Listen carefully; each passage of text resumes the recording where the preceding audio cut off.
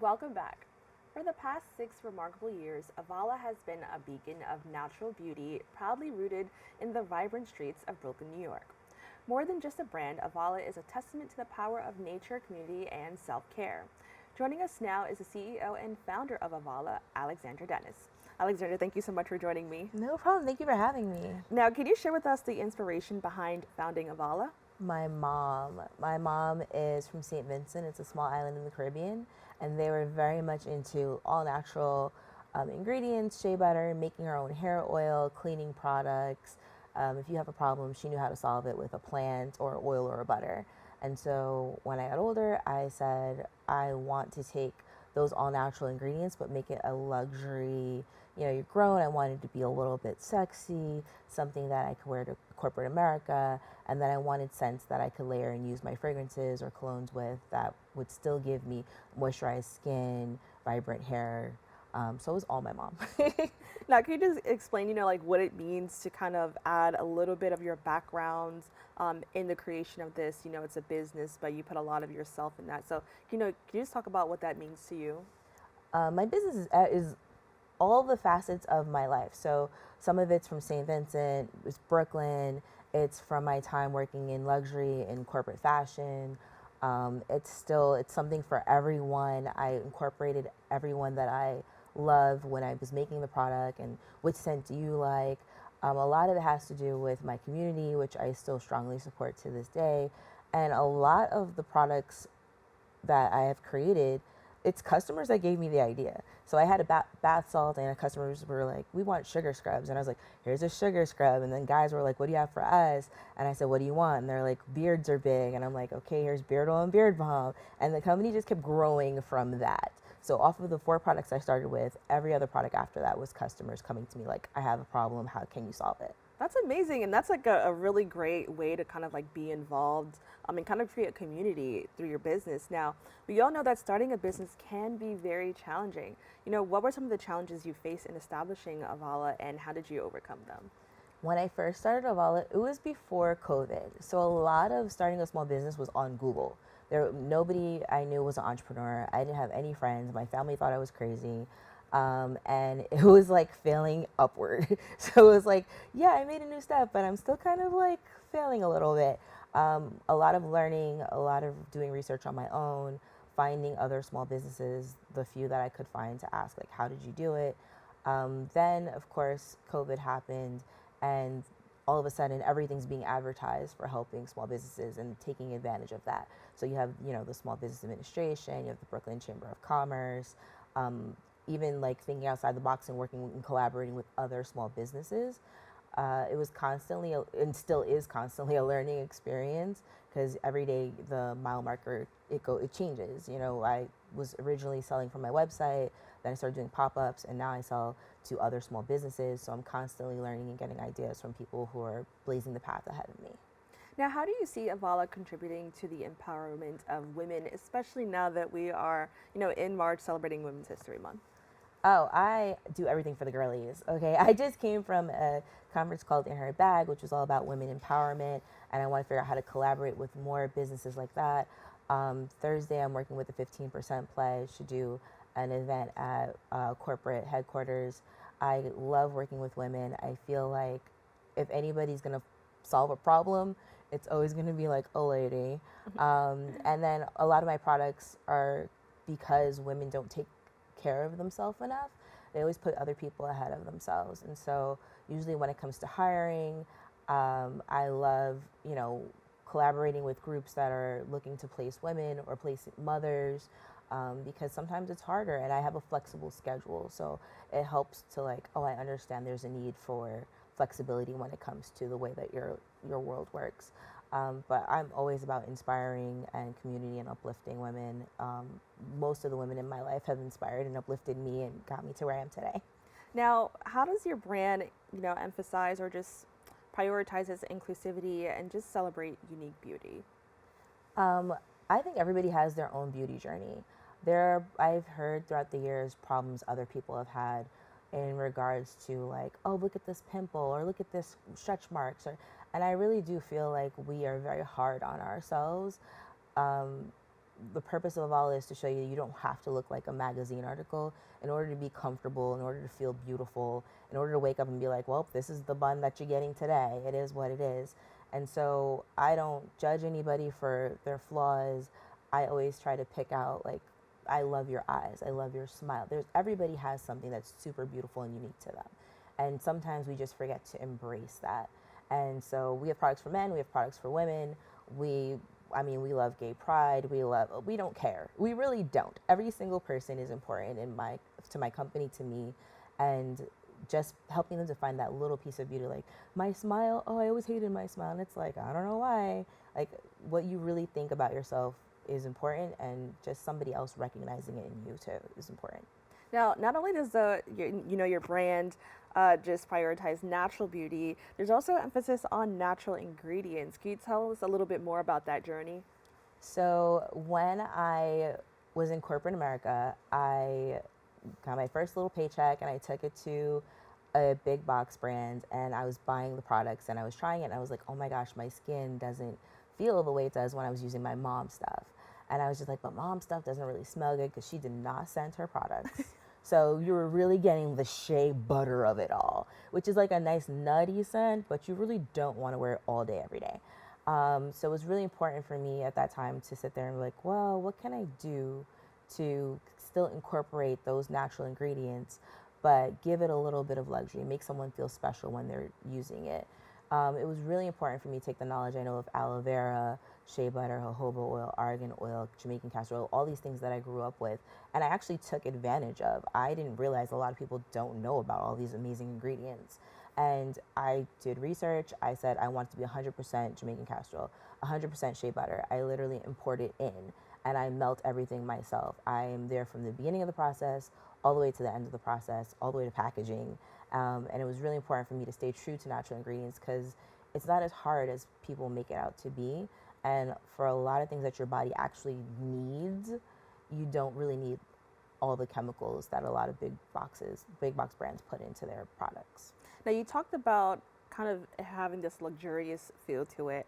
Avalah offers luxury products, but at an affordable price point.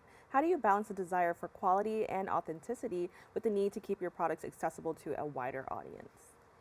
Growing up, my mom was a single mom, so she had 2 kids, and she couldn't really afford high-end skincare products. But you really don't need it when you already are having like a moisturized skin, hydrated skin. Keeping the price points to somewhere where my community can afford, because there are, moisturizers that are $130, and especially the times that we have now where food is expensive, taking your kids out for a day is expensive. It was really important for me, for it to be accessible to my community. The balance is, every once in a while I have to, buy in bulk, or I'll have to not give discounts on the website or not give a promo code. But a lot of my customers just enjoy and love the fact that they can purchase the products. They don't really give me a hard time with the price points. But if inflation is inflation. So if I have to raise it $1 or $2, it's like, sorry guys. But Right. for the most part, because it's quality, they don't mind. Our candles burn for like 120 plus hours. So it's like, I'm not going to fight you if you raise it $1 or $2. Now, I want to talk about pricing in the sense that, like, there's this idea that the more expensive something is, the better it is. Can you just talk about, in your experience, you talked about, how your mom's stuff worked better than, maybe some other things you've had. Can you just talk a little bit more to that misconception that, especially in skincare, that it has to be pricey in order for it to work? Yeah, I think that luxury is how it makes you feel. And I was trying to redefine what luxury means. So growing up, luxury was the Louis Vuitton, the Mercedes Benz. But that doesn't necessarily mean that you can't feel just as good and this is bad because I don't know cars that well, but in a different kind of car, or having a different kind of bag. Like even Telfar, like it changes what the definition of luxury is, especially since it wasn't really accessible to our community. So I just feel when it comes to luxury, it's more on how do you feel, as opposed to I want to buy the highest price item. because I think that traps you into one thing: the highest price item is the best, and that's not always true, but also disregarding lower price products that could actually be really great for you. Now, I want to talk about education. Education is often the key to empowerment. Does Avalah engage in any educational initiatives, whether through workshops, online resources, or other channels, to empower customers to make informed choices about beauty and wellness? I feel like 75% of the time at pop-ups, I'm just educating people. It's like, oh, I didn't know sweet almond oil did that. I didn't know, I don't, what shea butter. There are communities that don't know what shea butter is. The candles have a wooden wick. There are people who don't know what a wooden wick is. I spend a lot of time educating just the population of, or consumers of, this is what is in it and this is why it's good for you, and justifying it, especially as a small business. When you're a brand that people don't know, you have to honestly step up and educate more so that they know that you know what you're talking about. You didn't just throw stuff together in a bowl and put it in a jar and sell it to them. And then justify your price point. I also educate on the website and online on my Instagram and on my blog. I write articles that are telling people exactly, even if it's not a product that I have, but like what products are good for you, what yoga exercises. I did like a yoga series in December for the holidays, meditation, mindfulness, breathing, other ways of self-care besides just products. And then I also work with a great team at Yes Girls Create, and they teach young girls how to be empowered and inspired. So I went in and taught young girls how to make their own sugar scrub, and they did their own colors, their own fragrances, and they were running around like so excited. And I was like, you sure you want to mix that? And they were like, yeah. And I was like, oh, it actually came out way better than I thought it was going to come out. I was like, I have competition now with a 15-year-old. I also do candle making classes for teenagers. I teach Tuesdays and Thursdays at Uncommon High School in Brooklyn, and so teaching them how to make their own candles and sugar scrub twice a week for the course of the school year, and then they go and sell it. So also teaching them how to be entrepreneurs and empowered and starting from young. I always tell them, if I started when you started, I would have been a millionaire today. Now, I love with these products, you can actually feel okay with like introducing them to children and to young people. And I think that's where, I love makeup and I think that's fun too, but I think that's possibly where it differs, especially since it's natural. Can you talk about some of the benefits of choosing something that's a little bit more natural over maybe some things that we typically see on the market? I always say you don't have to aim for perfection when it comes to being healthier. Be mindful of what goes in and out your body, but we're not all going to be perfect. Like I probably had Chinese food like last week. It's about making conscious choices that, okay, I did something on Thursday, Friday, let me switch it up and have like a salad.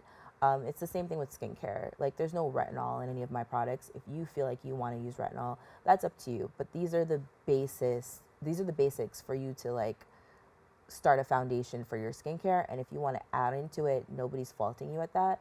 I just think sometimes you need to have a balance when it comes to adding in chemicals or adding in additional products, and then realizing when it's okay to give your skin, your hair, your body a rest.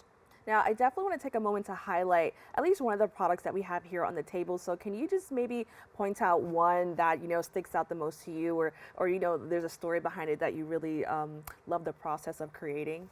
Oh my goodness. Okay, so I will tell you the story of, this is hard, the body butter. So the body butter, it has white shea butter, yellow shea butter, coconut oil, almond oil, and vitamin E. And then this one has sandalwood, bergamot, and vanilla. And I did not think it was going to turn out to be like one of the best sellers, but people really love it because dry hands or eczema or psoriasis, and it really helps with like the itching or the irritation. Also classic ended up being in my head when I started, I was like, women are going to love all the floral scents. And it turns out the women really do love like more of a like masculine-y sandalwood scent. I created this product. It was one of my first products that I created. And I was like, I hate when I have shea butter and I'm so oily and like it doesn't like get into my skin. So I started playing around with it. Lo and behold, my customers love the body butter. And then come summertime, they were like, we love your body butter, but you know what? It's a little too thick for the summer. And they were like, do you have like a oil? And then I went and created the body oil. So it's always like a step up. And then after the body oil, I was like, you know what I love? I love a shimmer. So then I created a shimmer body oil. Ooh, And it just literally just keeps growing and growing and growing. that's amazing. Well, do you have any advice, like, we have about a minute left, towards, just women in business who want to step into the industry of beauty? Just do it. Just do it. I even at the conference the other day, a lot of women they had so much power, and I could see how much power and creativity and inspiration that they have in them. But they were just like, oh, I'm waiting to see. And I'm like, what are you waiting for? You've survived a pandemic, you've survived like a recession, you're surviving every day. It's really, you can really step out on yourself and just believe in yourself. I created Avalah with the money I was making from my corporate job. I'm like, just even if you put $100 to the side, even if you LLC, start your Instagram, start trademarking, like just start. And then don't necessarily always rely on your family and friends. Start looking to create a community within the space of entrepreneurship or art or wherever it is you're trying to go. But believe in yourself and just take that first step, because I never in a million years thought I'd be doing Avalah full time. I thought I'm going to do corporate, and this is going to be like the gap between generational wealth and and now it's my full time, and I'm not only helping my family, I'm helping others. Well, I want to thank you so much for joining us and, sharing a little bit of you, with our community. So I appreciate it so much. I love talking about skincare, and I think it's like just an amazing opportunity to just, have the Bronx learn a little bit more about something that's happening elsewhere in New York City. So thank you so much for joining us. Thank you for having me. I really appreciate it.